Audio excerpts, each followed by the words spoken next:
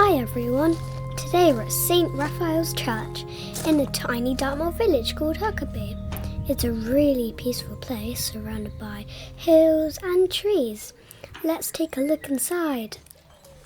This church was built over 150 years ago in the 1860s by a man called Reverend Fuller. He wanted to make sure people who lived far out on the moor had somewhere nearby to come and pray. It was a long way to walk to the big parish church. Inside some of these pews are actually old school desks. That's because during the week, this church was also a classroom. Children came here to learn reading and writing. On Sundays, it turned back into a church.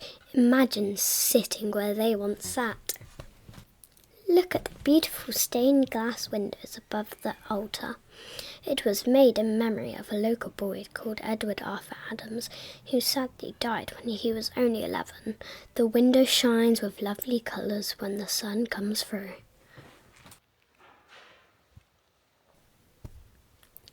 This church is named after the Archangel Raphael.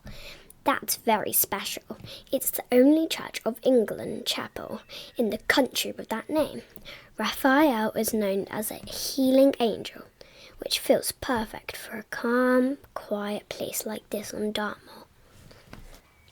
If you look carefully, you might see an old stone fireplace on the wall. It helped to keep people warm in the winter, when the moor outside was cold and windy. There are still marks on the desks from when children used to write here long ago. Now look closely at the old wooden desks.